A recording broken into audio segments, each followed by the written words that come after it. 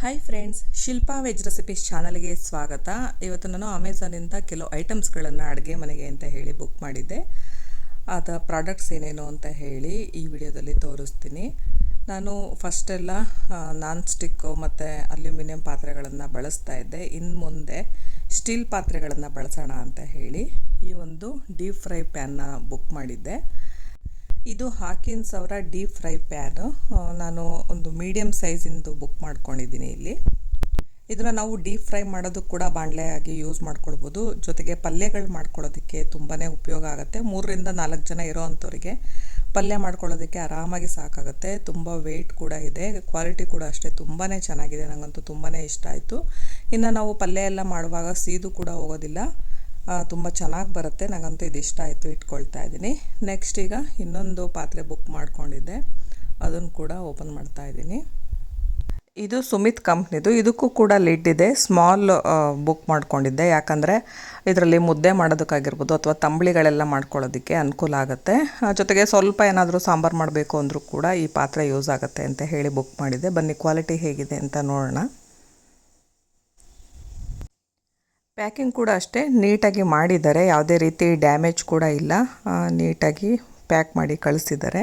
ನಾನು ಈ ವಿಡಿಯೋ ಮಾಡ್ತಾ ಇರೋ ಉದ್ದೇಶ ಏನಂದರೆ, ಆದಷ್ಟು ಅಲ್ಯೂಮಿನಿಯಂ ಪ್ರಾಡಕ್ಟ್ಸ್ನ ನಾವು ಬಳಸಬಾರ್ದು. ಜೊತೆಗೆ ನಾನ್ ಸ್ಟಿಕ್ ಐಟಮ್ಸ್ನ ಕೂಡ ಅಷ್ಟೇ ಅಡುಗೆ ಮನೆಯಲ್ಲಿ ಇಟ್ಕೊಳ್ಬಾರ್ದು. ಅದನ್ನೆಲ್ಲ ತೆಗೆದು ಹೊರಗಾಕಿ ಈ ರೀತಿ ಸ್ಟೀಲ್ ಪ್ರಾಡಕ್ಟ್ಸ್ಗಳನ್ನು ಬುಕ್ ಮಾಡ್ಕೊಳ್ಳಿ. ಅಥವಾ ಮಣ್ಣಿನ ಪಾತ್ರೆಗಳನ್ನು ಕೂಡ ಬಳಸ್ಕೊಂಡು ಅಡುಗೆ ಮಾಡ್ಕೊಳ್ಬೋದು. ಅಥವಾ ನಿಮಗೆ ಅದು ಆಗಿಲ್ಲ ಅಂದರೆ ಕಬ್ಬಿಣದ ಪಾತ್ರೆಗಳನ್ನು ಕೂಡ ಬಳಸ್ಕೊಂಡು ಅಡುಗೆ ಮಾಡ್ಕೊಳ್ಬೋದು. ಇದು ನೋಡಿ, ಕ್ವಾಲಿಟಿ ಕೂಡ ತುಂಬಾ ಚೆನ್ನಾಗಿದೆ. ಲಿಡ್ ಕೂಡ ಅಷ್ಟೇ ಸ್ಟೀಲ್ದೇ ಇದೆ. ನೆಕ್ಸ್ಟು ಒಂದು ಸ್ಟ್ಯಾಂಡ್ನ ಬುಕ್ ಮಾಡಿದ್ದೀನಿ, ಸಣ್ಣ ಸ್ಟ್ಯಾಂಡ್ ಇದು.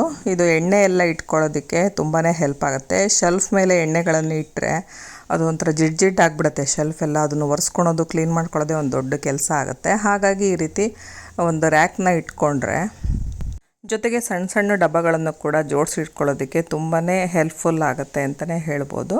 ನಾನು ಗ್ಯಾಸ್ ಪಕ್ಕದಲ್ಲಿ ಇಟ್ಕೊಳ್ಳೋದಕ್ಕೆ ಅಂತ ಹೇಳಿ ಈ ಒಂದು ಸ್ಟ್ಯಾಂಡ್ನ ಬುಕ್ ಮಾಡಿದ್ದೀನಿ. ನೋಡೋಣ ಕ್ವಾಲಿಟಿ ಹೇಗಿದೆ ಅಂತ.